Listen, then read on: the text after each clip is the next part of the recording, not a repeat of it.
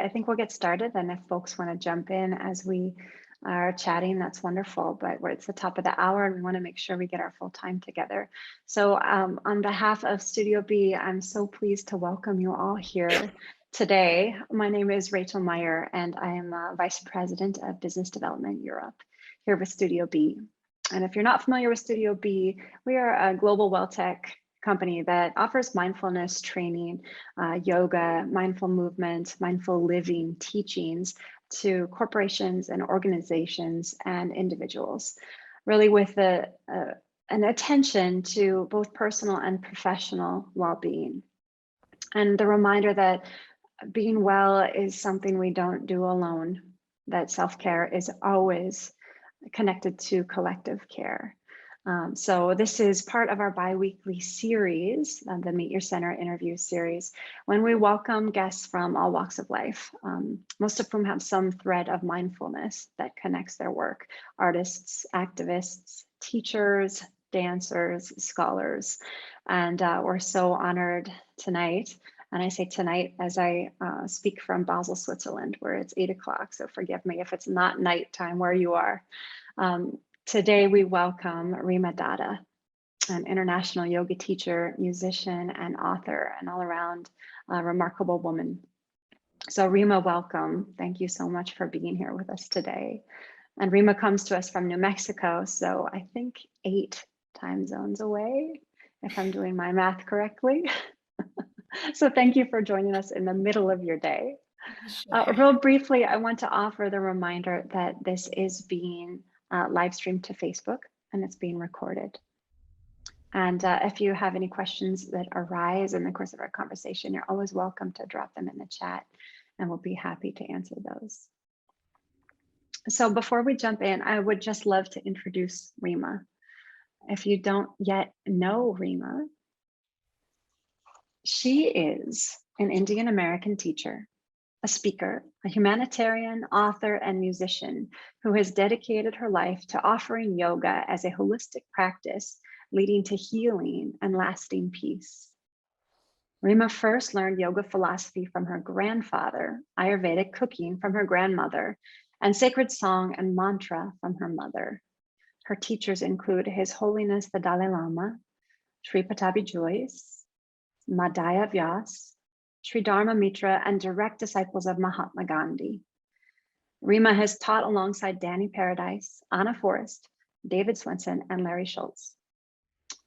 By the age of 24, Reema had finished her undergraduate degree at Vassar College, completed her master's degree at the London School of Economics, and was working for the United Nations in New York City. Immediately following 9/11, the trajectory of her path shifted towards what she had been taught her entire life: yoga and its deep capacity to heal. In 2002, Reema received her teacher training certification in Ashtanga Yoga. In 2005, she founded the Usha Yoga Foundation to bring Eastern teachings and practices to marginalized communities in India, Africa, the UK, and the US. In 2008, Reema received her certificate as an Ayurvedic therapist from the Indus Valley Ayurvedic Center in Mysore, India. Yoga International coined Datta as the yoga ambassador in 2009. She completed a teacher training in classical Tibetan yoga in 2010. Reema's students range from singer-songwriter Sting, Edie Brickell, Paul Simon, Grace Highwater, Zainab Salbi, and the Princess of Rajasthan. She has served as a guest lecturer and teacher at wellness centers throughout Asia, Europe, North America, and Africa. Reema has collaborated with musicians such as Manoj Singh, Krishna Das, and Ronu Majumdar. She worked with multi-instrumentalist, composer, and producer Ferenc Kalos to create 2 albums of Sanskrit mantra that have been released by Network Music. Reema has developed a program which she is teaching worldwide, Yatri, Yoga for Emotional Healing. It begins with understanding how our thought patterns and emotions affect our mental and physical well-being. Antidotes for destructive emotions such as anger, anxiety, attachment, sadness, loneliness, and fear are taught through practices based in classical Indian and Tibetan yoga. Reema is the author of the companion manual for Yatri, Check Your Heart Awareness Practice, and co-author with Lisa Lovitz of sacred Sanskrit words for yoga, chant, and meditation. Her albums Truth, Love, Creation, and Here's My Heart are available on iTunes and Amazon. Reema's greatest teacher is her feisty, strong, independent daughter. So Reema, I feel like you've lived about 6 lifetimes in the last 20 years. I know you said it all right there. And every time I read your bio, I'm amazed by the breadth and the depth of the work you've done. And this after training to do a whole other style of work with a master's at London School of Economics. So I bow to the hard work you've done over these years, and I'm so grateful that you're here with us today. And I just have to say, it's an auspicious time. On Sunday, it's World Mindfulness Day, and this is National Yoga Month. So those are 2 great reasons to talk about yoga and mindfulness. But on a more somber note, tomorrow is the 20th anniversary of 9/11. And when we talked about chatting on September 10th, a few months ago, I don't think either of us realized that the day would fall so close to that anniversary. And yet, as it has approached, it has felt just right somehow. So I would love if you could share with us a little more about what your life looked like in September 2001 and what it was in that moment that sent you on a different path. Sure. Yeah, it's hard to believe that was 20 years ago. But I would love to just start with a moment of silence actually and acknowledge the lives lost on 9/11 and the lives lost recently in Afghanistan and just acknowledge that and send our breath and our healing energy to all those who are suffering in the world in this moment. Maybe we could just close our eyes and take a few breaths.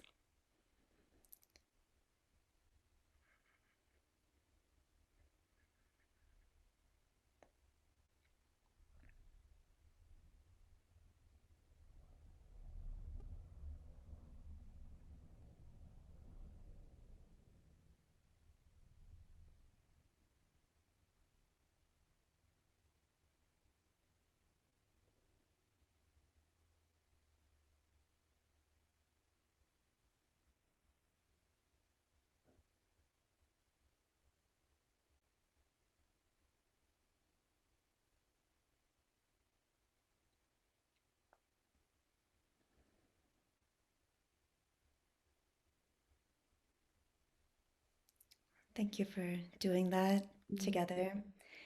Thank you. Um, just before I get into that story, I think a lot of us are experiencing the heaviness of the world right now and maybe feeling heartbroken and helpless. And, one of the teachings of yoga is it's so beautiful. They say, like, when we feel overcome with sadness about the traumas in the world, instead of letting that bring us down and depressed, we can allow that to inspire us to, do our best to give our best potential to the world and let it uplift us. And, if there's any part of us that holds back or isn't giving our best to the world, let us be inspired to let those things go and clear the path to give more deeply and more widely. So if you're feeling down, you can kind of turn that around in that way. So Rachel, you asked about my life 20 years ago. Yeah, it was very, very different. I'd been working at the UN for some years, and I I felt like in general, I was living in New York City.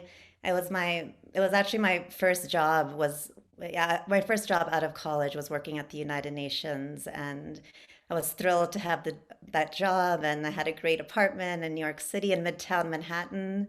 So I used to walk to work, walk to the UN about 15 blocks every morning. And I had a sweet life, an exciting job, a good apartment. I was living in this amazing city, good friends, and like on the outside, things looked really good, And Mhm. I assumed that in some years I'd get married and have kids, and was just on this kind of trajectory.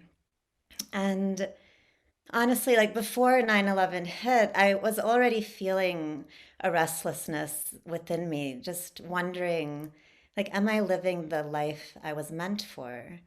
I wasn't sure. Like, I had interest in international affairs and I spent all this time studying but there were so many other parts of me and I felt like I was caught up with who I should be rather than who I truly am and what I should be doing rather than maybe what I was born to do.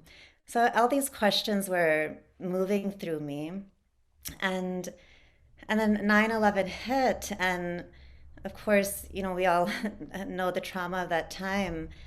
And for me, after the initial, shock and all of that, my mind did start to go back to yoga and the things I had been exposed to as a child, and just like the calming and healing effects of mantra and meditation and pranayama, and just the very empowering and liberating philosophy. And I felt like there was such a gap between the philosophy of yoga and life, as I was experiencing it, especially after 9/11. And I also, my thoughts also went back to India. I had spent a year living in Varanasi, which is a city in northeast India. And one of the things I was doing was researching for my dissertation. So I was looking at women's participation in village governments. There was a law that had been passed giving women 33% of village government seats. So I was researching, like, are the women participating? How is this going? So I went to 7 villages in northeast India, and it was interesting. The women I spoke to, a lot of the women were giving their seats away to their husbands or their sons or their fathers. And it just made me realize that, even though this amazing law was made and is being implemented, it's like something within the women had to change, like their perceptions of themselves, their stories, the way they viewed their roles and their capacity. And when I saw them, I actually saw myself. I was like, something within me has to change. And how do I perceive myself and my capacity and, you know, my needs and my wants and my desires and my dreams? Like, even though I had gone to all these fancy universities and had this great job, I was struggling in similar ways as the women there. And it just made me really, the message hit home to me so deeply that change has to begin within. And I spent all this time studying policies and international affairs, Mm, and it just brought me back to like that at least my purpose is to work on that change that begins inside. And especially, that on top of 9/11 and being a bit disillusioned with that world, I just decided to change my life completely. And and that was very hard, because I think maybe, some people might be shocked, but, even my parents had a hard time with that because we had spent all this time and energy and money into my education, yeah, and they had moved from India to the United States, not for me to become a yoga instructor. right. That was actually like quite absurd, like you don't quit your career to teach yoga. And in India, it's like yoga teachers are older, they teach from a lifetime of experience, and it's, something you do usually later in life after you've done your childbearing and career. But I just had this feeling, and I felt like, my whole life, for one reason or another, I kind of overrode my intuition or did things because I felt like I should do them and tried to kind of conform to the expectations I felt around me. So after 9/11, I was like, okay, for once, I'm just gonna Mm, follow like this feeling. And it was scary and it was hard, but I did. Like, I quit my job, I left my apartment, I said goodbye to the city that had become my home, and I actually moved to San Francisco. And that's where I actually didn't know that I had this deep interest in yoga, but I wasn't very clear at that time that I was going to pursue yoga full time. I knew I wanted to do something different. But when I was in San Francisco, the first, little chunk of time I was there, the first couple weeks or so, I used to just take long walks in the city. And of course, it was sad and somber and strange because it was still fresh after 9/11. Um, this one day I was walking and I saw this sign. It's yoga. Yeah. And and I just like peeked in the door and no one was really around. And then I realized there was a class going on the second floor. So I peeked my head up and I saw the class and they were in the middle of this vinyasa flow class. And it was so beautiful. Like what I saw was like a room of 30 or 40 people just like sweating and strong and moving in sync. And I just felt like it was like this most gorgeous dance. And and something just clicked for me in that moment. I was just like, I had all of this exposure to yoga and all of these other elements of yoga. And when I saw that beautiful physical practice, that's part of what like made the switch for me, that it's like I want to dive into this, deeper than I ever have. And the next day I went back and I met Larry and the team there and I signed up for their training. And a month later they hired me to do other trainings with them and to help them create things. So that was like the beginning, of a big journey. And such an interesting time in yoga. Like I look back now, and those first few years after the dot-com bust, Yeah. San Francisco still was aching in its own way too. You could feel it was Oh, palpable. yeah. Oh, for And sure. I moved Yeah. there in 2003, and even then I could still feel it. But Mhm. looking back now at all those folks who were in the It's Yoga community right around the turn of the millennium, I'm amazed by how many of them have deeply trained and spread out across the country and throughout the world. And they're now sort of offering their own expression of the yoga that started working with Larry, all Yeah. those years ago. And it was such a different yoga scene. I hate using that word scene, but That's I right. think it was even before there was a yoga scene. It was Yeah. like, a big empty room, not a Yes. lot of ego attached Hmm. to being a Yeah. yoga teacher, because most people then didn't think of it as a viable job track. Mhm. It was just something you did because you loved it and because your body felt called to it, right? Yeah. And there Yeah. was community around it. And so the it's heartening to see that even though Larry has been gone now 10 years, um, his teaching lives on in people like you, even though you've taken those teachings and melded them with so many others, and expanded them to find your own avenue. I think of folks like Nick Giacomini and his wife Amanda, and of course, my husband Rob, who met you there at It's Yoga, and that's how I first got to know you. So there's a beautiful network of seekers who Yeah. have come from that original yoga space south of Market. Yes. Yeah. It Uh, feels like So such a it family.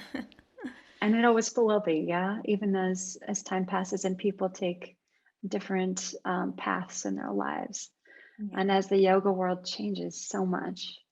Hmm. Yes. So at that point, did you go to India to study Ashtanga, or what was? No, at that I think it was 2005 that you founded the Usha Yoga Foundation. Yes, can Mhm. you tell Yeah. us more about that? Sure.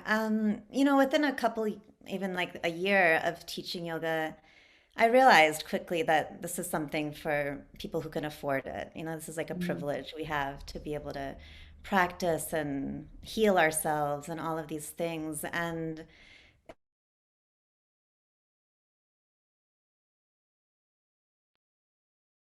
Reema, you just froze. I'm not sure if anybody else. There you are. Can oh, you hear me? Oh yeah, did I freeze? Yeah, that's okay. You were Oh, just saying okay. it's a Sorry. privilege for people who can afford it. Yes, yeah. Yeah. And I was feeling that, and then it was reinforced when I went to India about a year after I started teaching yoga at It's Yoga. And I went to this tribal village in central India where my grandfather was living. And he was a yogi his entire life. And I was talking with him, and I called him Bapuji, and I said, Bapuji, I was like,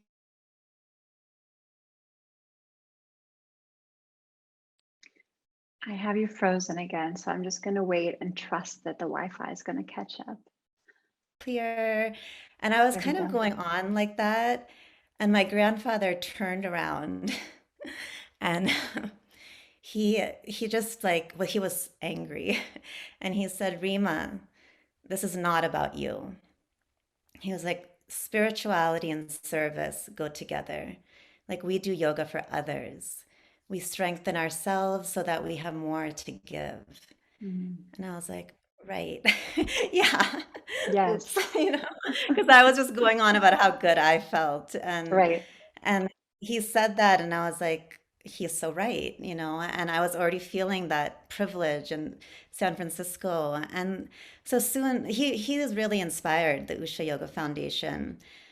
Soon after that conversation, I I started this foundation to raise money to bring yoga to marginalized communities. And also soon after that, and after teaching at It's Yoga for a little while, I met Danny Paradise, who teaches all over the world, and he invited me to teach with him. So I ended up teaching and traveling to like all over Europe and Asia and really all over the world. And I created that organization, and whenever we taught, we would also do fundraisers.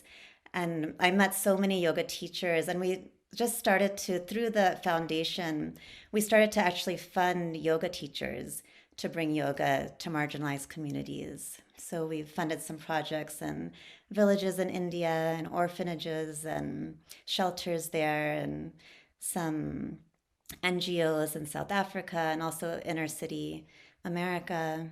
So, um, so that's kind of how it was born. And Usha is the name of my grandmother, and it Mm. means a new beginning, or like the rising sun.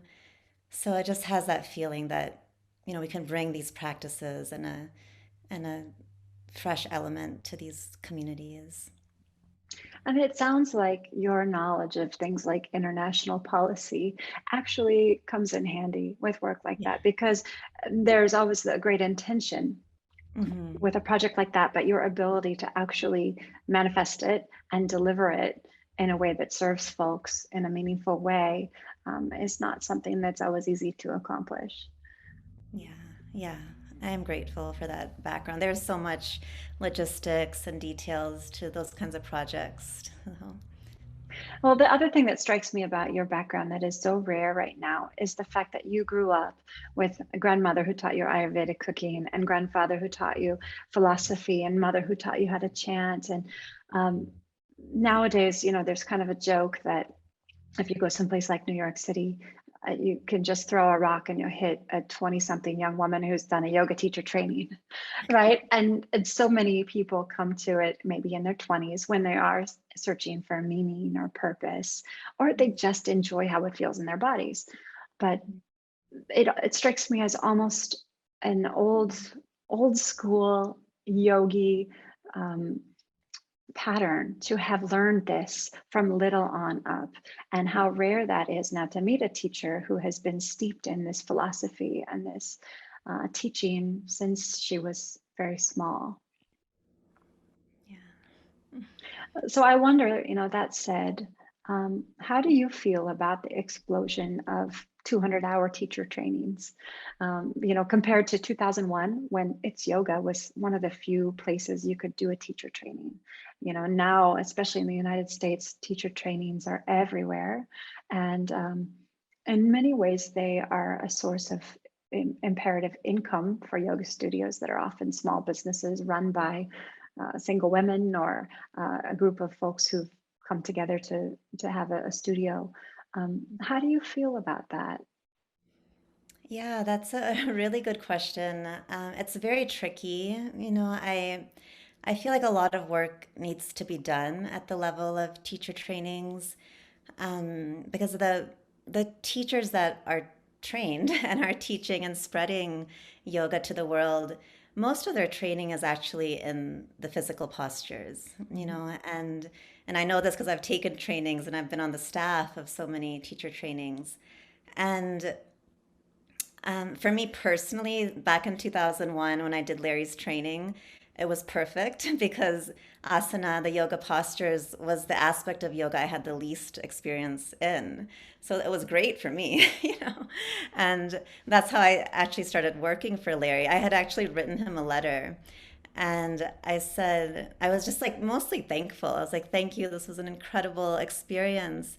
I just said, have you ever thought of adding like Sanskrit and mantra and philosophy and subtle body teachings and Ayurveda to your trainings? And that's it. I just like left the letter for him. And the next day he was like, could you come to lunch with me? I said, okay. So we had lunch together and he hired me. He was like, I want to bring all this to my studio and I would love for you to do this. And I honestly didn't write that letter looking for a job, or I didn't even have that in my mind. And even when we spoke, I thought, there's so many scholars in the Bay Area. I'll help you find someone. And he was like, no, no, I want to hire you. I want you to do this. And so that was such a great experience because I was basically hired to write another training manual, teacher training manual, and bringing in all these elements. And I feel like that, kind of thing needs to be done on a wider scale because I think still to this day, yoga teacher trainings are mostly focused on the physical postures. Hmm. And because it's become a business, there's such a rush to turn what we learn into something that makes money, into a business. And because of that rush, it's like the understanding people have of the deeper dimensions of yoga is shallow. It's like Hmm. it's everything is just too fast. It's like how can I use this and now turn it into a business? And so that is, something we need to acknowledge and work on. And I think people who are doing teacher trainings, need to take the time to study Sanskrit and mantra and the power of the mind, because originally that is what yoga is about. It's like cultivating the power of the mind and understanding our thoughts and our emotions and the impact they have on our health and our healing. And that does feel lacking. And so when I see that yoga is misrepresented and um, misunderstood in the bigger Western world, I don't even blame the teachers because I can see that the teachers actually haven't been trained to Hmm. understand yoga as a holistic practice, which it is. So I think a lot of work needs to be done at the level of teacher trainings. And it feels like there are some important things changing now, even compared to 5 years ago, definitely compared to 10 years ago. Voices like Susanna Barkataki and the women behind the Yoga is Dead podcast, and some of the other folks in the yoga world who are talking about cultural appropriation and colonialism and what it means to be a yogi or to teach yoga in 2021. And, this beyond all the very important conversations that people are having about patriarchal gurus and hands on adjustments and trauma sensitive teaching. And it feels like the yoga world is a completely different animal than even 10 years ago. I remember um, assisting in a class of 150 people in San Francisco, and the idea was that every single person in that room should be touched at some point in the class, that everyone should be assisted. And at that point, I think it was one of the first studios to think about placing a consent chip on the yoga mat so that folks could indicate if Right. they were injured or preferred not to be touched. And it does feel like the conversation has evolved. so much in so many important ways. And maybe part of that is because of social media and Instagram that has allowed some of these voices um, more of an outlet, even as Instagram has changed um, the yoga world in some challenging ways too. Yeah. Yeah. I think, yeah, there's a lot of good movement. I think it is important to, as we raise these kinds of issues like cultural appropriation, and, there's a way to come to balance and, to face misrepresentation and things like injustice in a way that doesn't create or deepen the separation between self and other, which sometimes in those conversations I feel that. Mhm. And that's tricky for me because, I've been so lucky, like, and I've taught for 20 years and I had the privilege I've taught in over 20 countries across 5 continents in the last 5 years. Wow.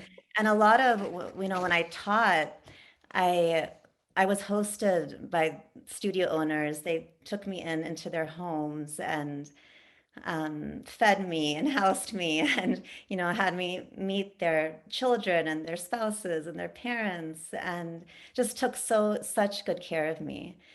So before I can really dive into cultural appropriation, I feel like I have to just take a moment to appreciate, Mm. my experiences. And they're only my own, and I can only speak for myself. But in my experience, like 99% of my experience, I'm blown away by the people I've met, the yogis I've met around the world who are not Indian and who have treated me with so much respect and kindness and generosity and care.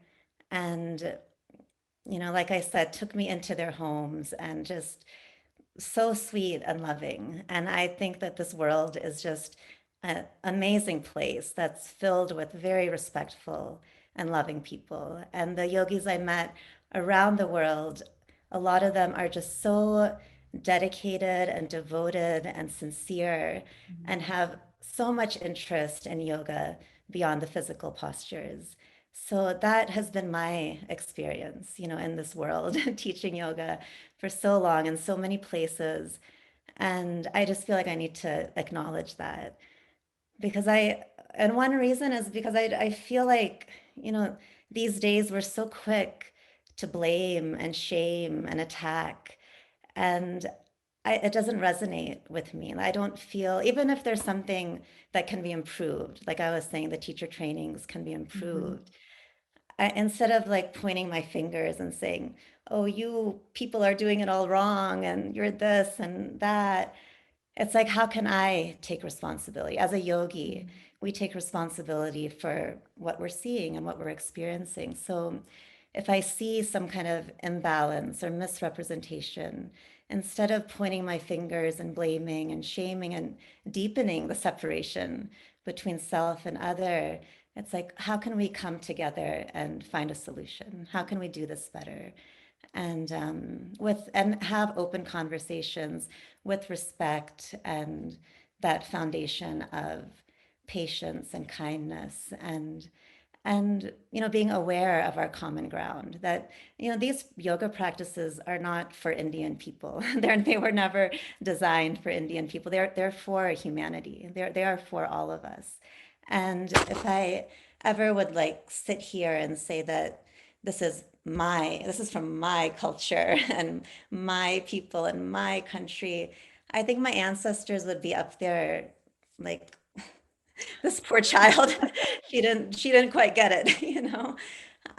So it's like, and I've had such a privilege to, as I travel, to learn about other cultures besides yoga and other spiritual practices. And I have to say that the teachings of yoga are found in spiritual traditions and indigenous communities around this world. Mhm. Practices of deep breathing, of song, of meditation, contemplation, even movement, like steady rhythmic movement to steady the mind. this is seen all over the world. So to say that this is mine and you people, it's just, I can't do that. It's with the experiences I've had, I can't sit in that seat. So I more feel like, these are universal practices. They are for everybody.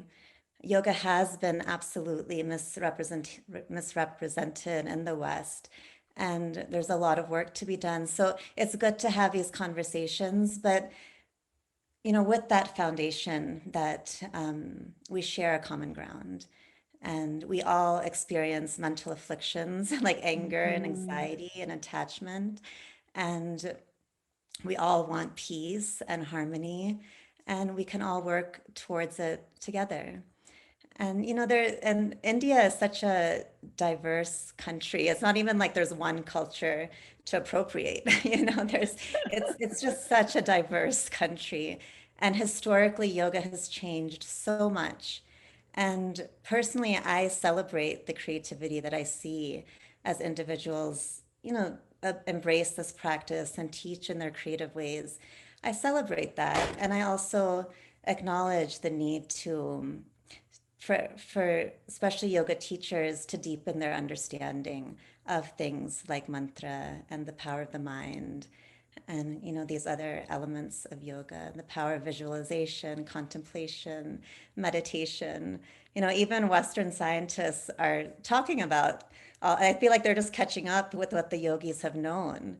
Like when we sing mantra, we're literally creating new neural pathways and changing the structure of our brain, and all these amazing things that I am not sure that the average yoga teacher is even aware of. But this is like the heart of yoga. Like in the sutras, the definition of yoga is mastery over the fluctuations of the mind. And the mind is the storehouse of thoughts and emotions. So if we don't understand the power and influence of our thought patterns and emotions, it's like we're losing the essence of yoga. So it's really important to bring those elements in and to teach yoga in a holistic way.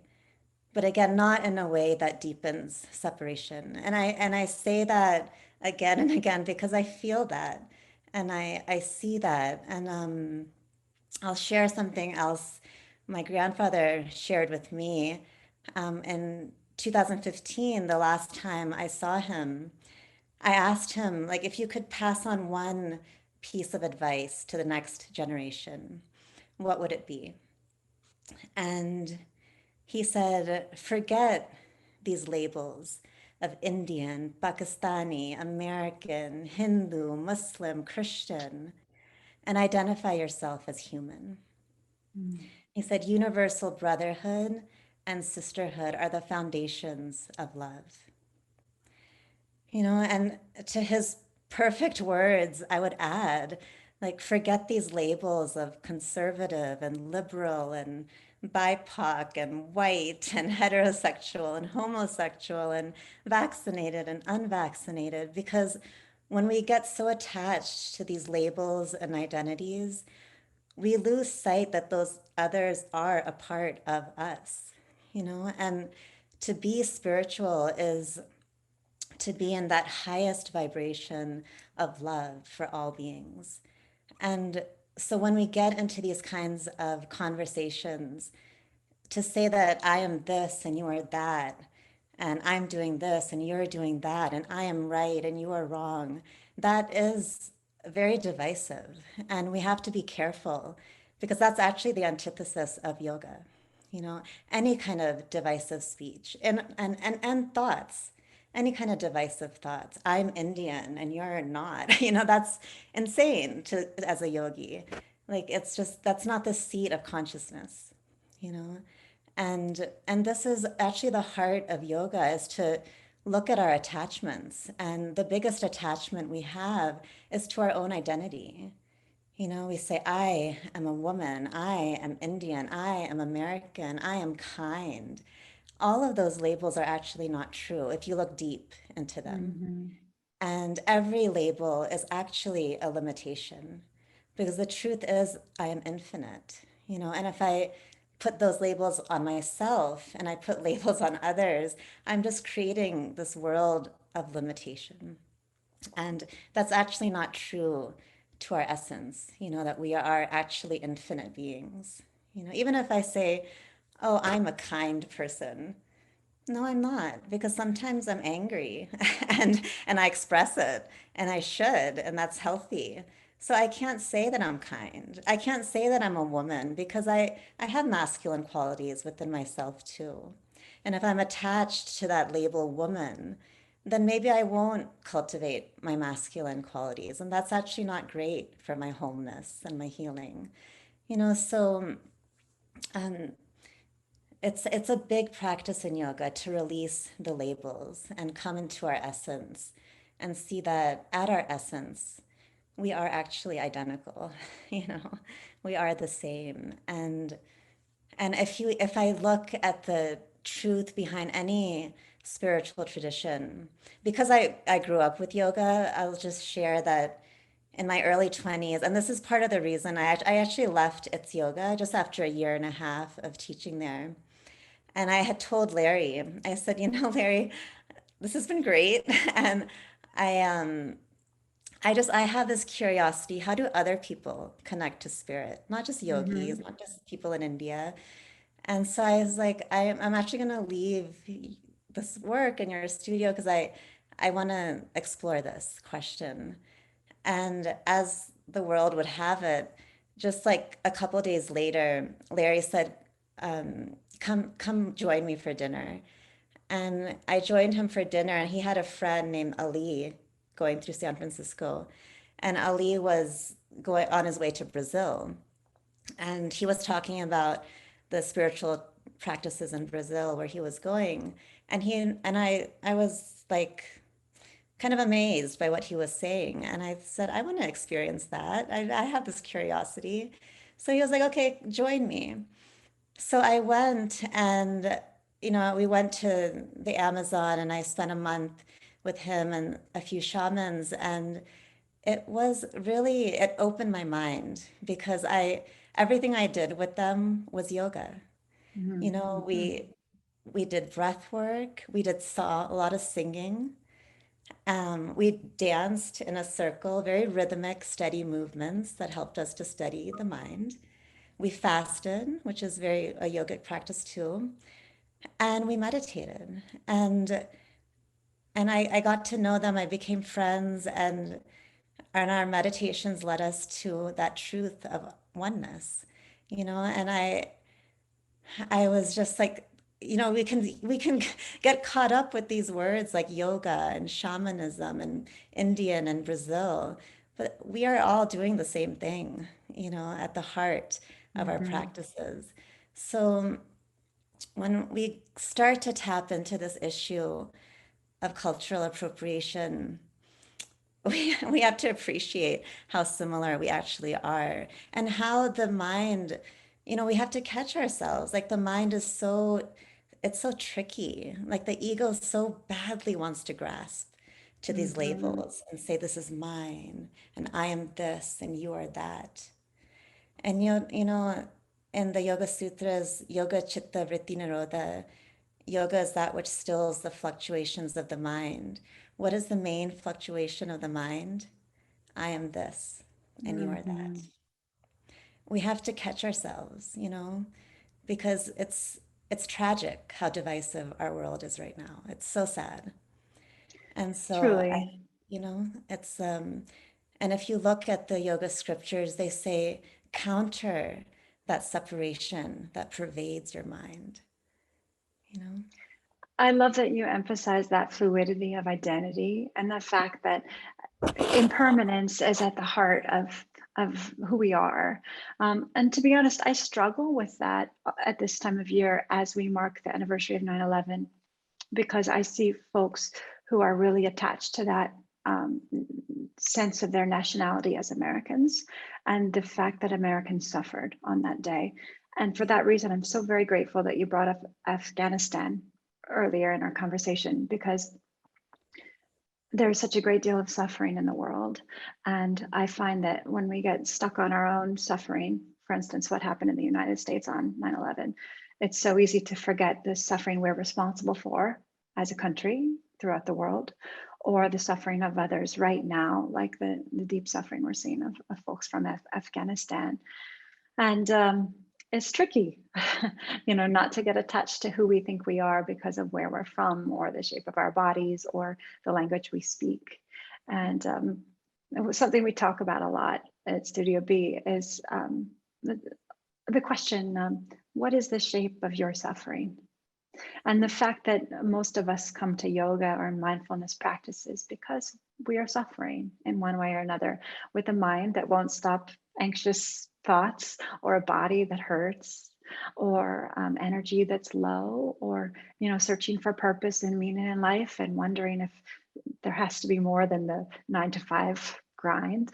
And so it's that suffering that feels like it is universal, and the way that we can connect in spite of having those superficial differences. But as you were talking about Brazil and teaching there and studying there, I thought of the phrase "one river, many wells."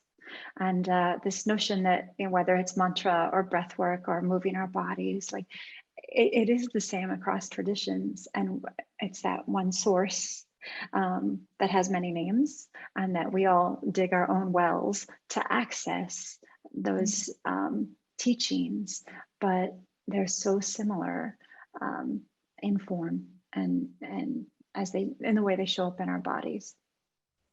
Yeah. Yeah, when you're talking about like the suffering of the world, it made me think one of my teachers, he once said something like, we know we're progressing in our spiritual practice if the circle of the people we love is growing, Beautiful. and if that definition of self includes more and more beings, and can we love someone who is across the world with as much depth as we love our own child? Like that's the kind of love we're growing in these practices. And so it doesn't even matter, is this person from America or wherever? It's like, can we have that same kind of love and affection and care for who and everyone, you know, and not just even all people, but plants and animals and all of life, Exactly. So I think Yes. that is at the end of the day, that's our practice, is growing our love, you know. And expanding that compassion and the ability to be compassionate even in difficult circumstances. Yes. And I know that it's already overwhelming. So maybe what I just said can feel even more overwhelming, like, oh my God, I have to love more people, but it goes two ways. It's like we can spread our love, but at the same time, we can refine our purpose and our gift, you know? So, like in yoga, there's always two lines of energy. The hips are rooting down, the heart is reaching up. There's always um, those two lines of energy moving in opposite directions. So I see that now in this conversation. It's like, yeah, we can expand our love for all beings while honing in on our, what we call in Sanskrit, swadharma. Swadharma means your role in the cosmic order, like the unique gifts that you were born to give. And it Mhm. doesn't have to seem grandiose, like your gift could be writing a song, or giving a little extra dose of love to your kids, or I have no idea what anyone else's swadharma is, but we each know. And I think with the one of the most beautiful gifts of yoga is it helps us to get clear, like, what is my swadharma? And it's not a fixed answer because we are changing, the world is changing. So it's like a constant practice of self-discovery. Maybe my swadharma now is different than what it was 10 years ago. Or maybe it's something similar, but it's time for me to update it and refine it. And then that anxiety starts to go because we get so focused in on what is my role in this world, you know?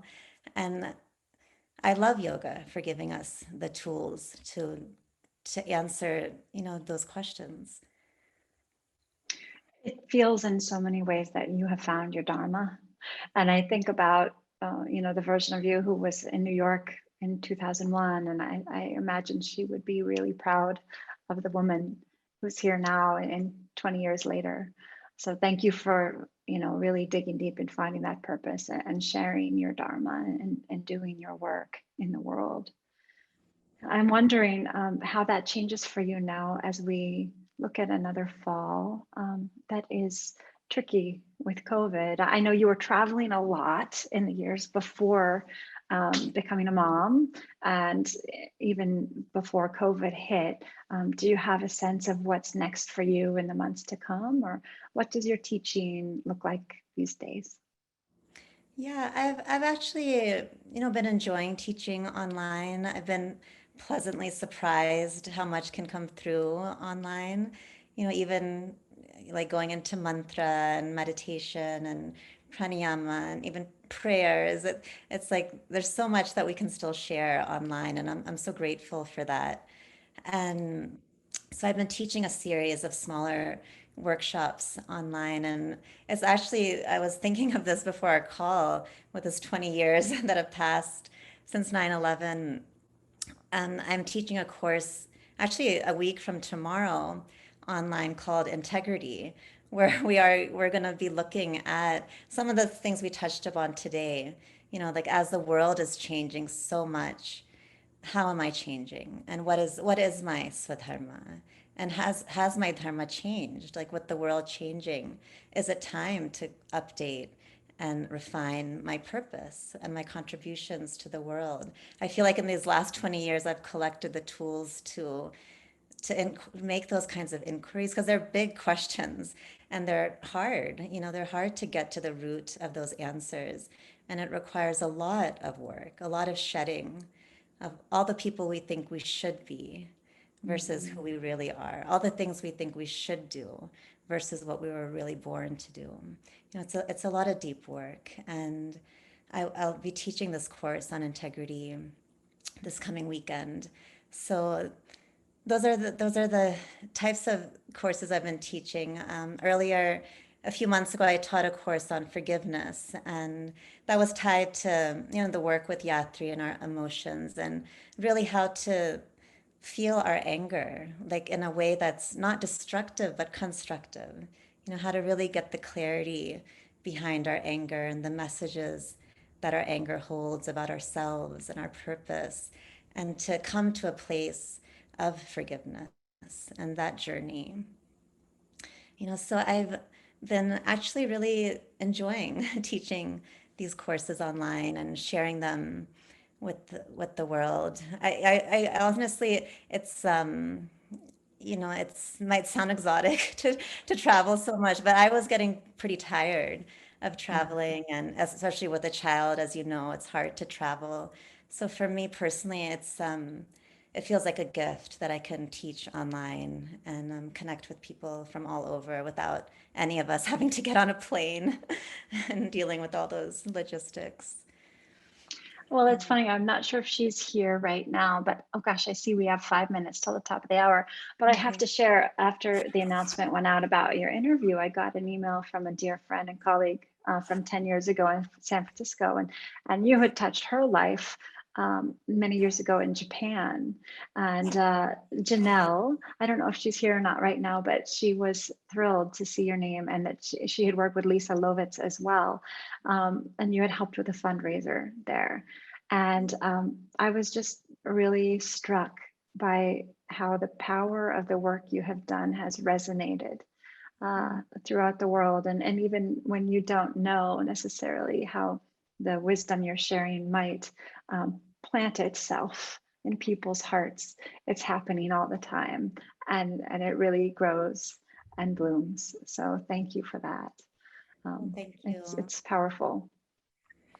Thank you. Um, I appreciate that. I want to just share one more thing, if I Mhm. can, just to represent some of the people that have spoken to me that are, from India, and just expressing that, you know, on top of the cultural appreciation that I have for the world, really, there are things, specifically that are offensive and that we can work on. And one of those things is like, and I've felt this too. Sometimes I've gone before COVID to a yoga class, and the teacher is surrounded by mandalas and murtis, like statues of gods and goddesses, and the teacher's cursing, like effing this and that, and that as a person from India and who's like brought up with how sacred these practices are, like that hurts. That is Yeah. offensive. And it's like simple things like that. There's a lot of tricky things we need to work with when it comes to cultural appropriation, but things like that, I just have to say, like, please, don't do that. That hurts us, and I notice things like, I'll just share quickly one of my the things that I find just kind of offensive.